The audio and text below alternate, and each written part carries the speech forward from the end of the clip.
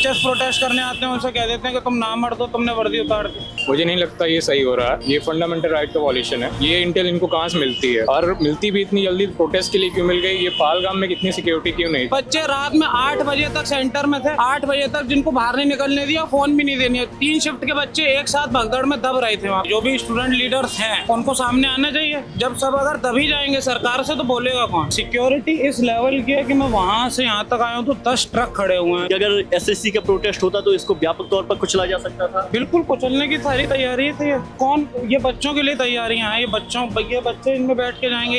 ये देश कहाँ जा रहा है? हमारे प्रोटेस्ट करने नहीं देंगे तो हम अपनी बातें कैसे रखेंगे? चूंकि आज मुखर्जी नगर में एसएससी पर व्यापक प्रोटेस्ट था, लेकिन कह सकते हैं कि यहाँ पर स्टूडेंटों की कमी रही या फिर कोई नेतृत्व करता नहीं रहा, जैसे टीचर थे दिल्ली के रामलीला मैदान में, या फिर कह सकते हैं पुलिस की बंदिशें रहीं।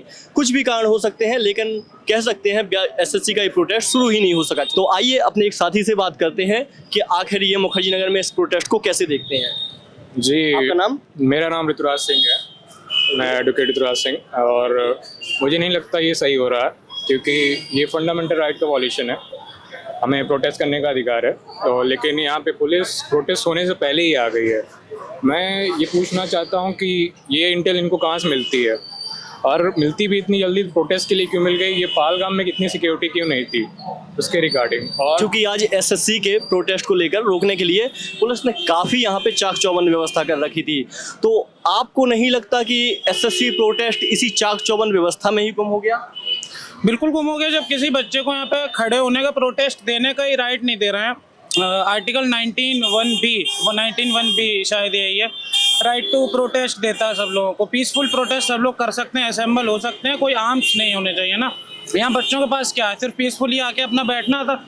एसएससी में कितने घोटाले हुए, जो टेंडर चेंज करा एसएससी के लिए, वो कितनी सारी दिक्कतें। मैं भी अपने कई दोस्तों के साथ गया, उनका पेपर था। मैं यूपीएससी का स्टूडेंट हूँ, लेकिन एसएससी वाले कई दोस्त हैं मेरे।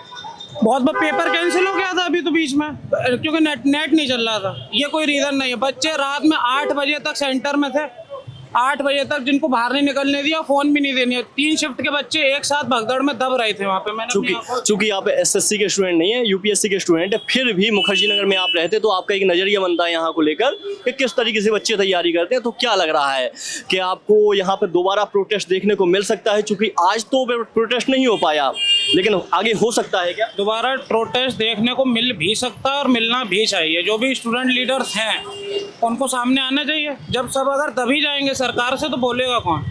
आज हमने सुना कि जो टीचर थे पिछली बार आदित्य रंजन अभिनय में, हालांकि विवेक सर ने एग्जाम्पल ने आरोप लगाया है कि टीचरों की ही इस बिग बॉस के कारण पिछला प्रोटेस्ट जो 24 अगस्त को हुआ था रामलीला मैदान में, विफल हुआ है। लेकिन आपको क्या लगता है, इसको टीचर लीड करने आने चाहिए थे या फिर टीचरों को दूर रखना ही जाना अच्छा था? चूंकि आप भी एक स्टूडेंट ही हैं। जी, टीचरों को आना चाहिए, बिल्कुल आना चाहिए, क्योंकि वही हमारे गाइडेंस होते हैं और वही हमारे बात रख सकते हैं। बाकी स्टूडेंट्स को गैदर होना के राइट है, तो उनको करना देनी चाहिए। इस तरह की सिक्योरिटी नहीं रखनी चाहिए। आप कुछ और? हाँ, सिक्योरिटी इस लेवल की है कि मैं वहाँ से यहाँ तक आया हूँ तो 10 ट्रक खड़े हुए हैं। पुलिस ने पूरा विक्रम अपना यान उतार रखा है, इसके अलावा राइट कंट्रोल व्हीकल उतार रखा है, इसके अलावा कम से कम सैकड़ों की संख्या में पुलिस बल भी यहाँ पे शामिल है। तो कह सकते हैं कि अगर एसएससी का प्रोटेस्ट होता तो इसको व्यापक तौर पर कुचला जा सकता था। बिल्कुल कुचलने की सारी तैयारी थी। कौन? ये बच्चों के लिए तैयारियां हैं। ये बच्चे इनमें बैठ के जाएंगे। ये देश कहाँ जा रहा है? बिल्कुल बर्बादी के हाथों में। ये टीचर्स प्रोटेस्ट करने आते हैं, उनसे कह देते हैं कि तुम ना मर दो, तुमने वर्दी उतार दी। एक टीचर के सामने 70 पुलिस वाले हाथों में बंदूक ले कह रहे हैं कि तुम ना मर दो, तो इसमें नामर्द कौन हुआ? ये सब बिल्कुल गलत है। और ये सरकार क्या कर रही है, क्या करना चाहती है, को समझ नहीं आता। कोई सरकार से कुछ खास अपील, एसएससी से कोई खास अपील? आज का प्रोटेस्ट हालांकि विफल रहा है या फिर हुआ ही नहीं है, लेकिन फिर भी अपील बनती है, क्योंकि आज शांतिपूर्ण होने का ये मतलब नहीं होता है कि तूफान आ नहीं सकता है। इस पर आप कुछ राय अपनी कमेंट? जी, कमेंट यही करना चाहूँगा कि हमारे प्रोटेस्ट करने नहीं देंगे तो हम अपनी बातें कैसे रखेंगे, ठीक है? और यही एक जरिया है सरकार तक हम अपनी बात रख सकें। और यही सब नहीं होगा तो देश की तरह जाएगा, आप ही बताइए। और बाकी जैसे आप जानते हैं पिछला प्रोटेस्ट कैसा हुआ, शिक्षकों के ऊपर क्या हुआ, कितनी लाठियां चलाई गई, तो इस तरह तो मुझे नहीं लगता बात हमारी सरकार सुन रही, तो कहने का कोई फ़ायदा ही नहीं है पहली बात तो। आज हम मुखर्जी नगर में थे, हमने यहाँ पर सारे दिन प्रोटेस्ट को कवर किया। हमने देखा कि यहाँ पे बच्चों को एंट्री नहीं मिली, लोगों को भी एंट्री नहीं मिली। यहाँ के जो रहवासी थे उन तक के आने जाने में प्रतिबंध लगाए गए। हालांकि हमारी आशा है और हम सरकार से निवेदन करना चाहते हैं कि एसएससी के अभ्यर्थियों की मांग सुनी जाए और एसएससी पर व्यापक सुधार करने ही चाहिए, होने ही चाहिए। आज के लिए इतना ही। आप देख रहे हैं न्यूज़ इंडिया, कैमरामैन आशीष के साथ कुलदीप। धन्यवाद।